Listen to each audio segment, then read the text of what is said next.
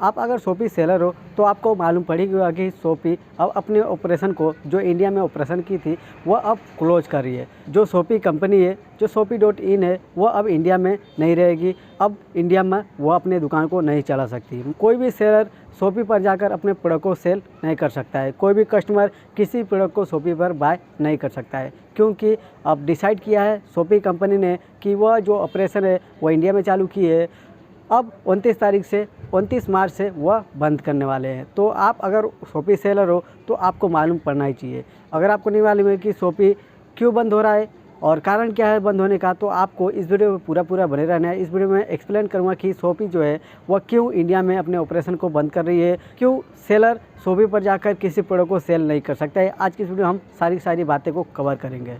Shoppe अपने operation को close करने के लिए कुछ रीज़न बताए हैं कि उन्होंने बताया कि जो इंडिया का मार्केट है, जो ई कॉमर्स मार्केटिंग है, वो बहुत ही टफ है और यहाँ पर हम सर्वाइव नहीं कर सकते। तो शॉपी अगर सर्वाइव नहीं कर सकता है इंडिया में, तो वह सोचा कि हम अर्ली एग्जिट कर लें। तो उन्होंने बोला कि हम अर्ली एग्जिट करें, जिसकी वजह से हमें आगे जाकर और नुकसान का सामना नहीं करना पड़े। मैं आपको बता दूं कि ये जो रीज़न है वह सरासर गलत है। अगर आप पूरा फंडा समझना चाहते हो कि क्यों शॉपी अपना जो भी ऑपरेशन है वो क्लोज कर रहा है, तो यहाँ पर हम कुछ समय पीछे चलते हैं। जैसे कि आपको मालूम ही पड़ा होगा बीच में कि जो फ्री फायर है वह बैन हो गया था इंडिया में। इसका रीज़न ये था कि वो जो फ्री फायर था वह सिया ग्रुप से जुड़ा हुआ था।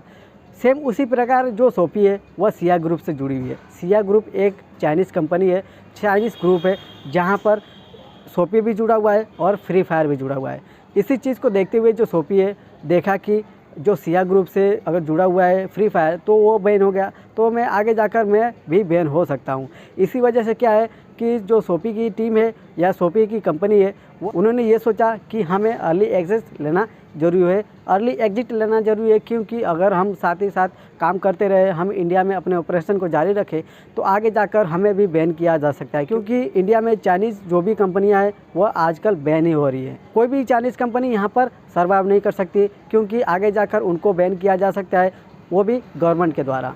तो अगर आप शॉपी सेलर हो तो आपको कुछ भी दिक्कत यहाँ पर देखने को नहीं मिलेगी। अगर आप किसी प्रोडक्ट को लिस्ट करके रखे हो तो यहाँ पर आपका जो भी ऑर्डर है वो तो अब नहीं आने वाले 29 मार्च से, लेकिन जो आपके ऑर्डर पेंडिंग है तो आप उस ऑर्डर को पहुँचा सकते हो अपने कस्टमर तक। शॉपी ने खुद ही कहा है कि आप अगर किसी भी ऑर्डर को ले लिए हो तो यहाँ पर आप उस ऑर्डर को पहुँचा सकते हो 29 मार्च के बाद भी।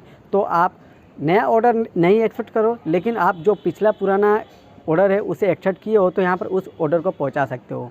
तो ये रीज़न है शॉपी क्लोज होने का। आप अगर शॉपी पर अपने प्रोडक्ट को सेल कर रहे थे तो यहाँ पर अब से किसी भी प्रोडक्ट को सेल नहीं कर पाओगे। तो उम्मीद करता हूँ आपको इस वीडियो में शॉपी के बारे में कुछ जानकारी मिली होगी। शॉपी क्यों क्लोज हो रही है और इसका रीज़न क्या है आपको समझ आ चुका होगा। तो आपको अगर शॉपी के बारे में जानकारी मालूम पड़ी हो तो इस वीडियो को लाइक कर लीजिए, और आप हमारे चैनल पर नए हो तो इस चैनल को सब्सक्राइब कर लीजिए। मिलते हैं नेक्स्ट वीडियो में। Thanks for watching, goodbye. आपका दिन शुभ हो।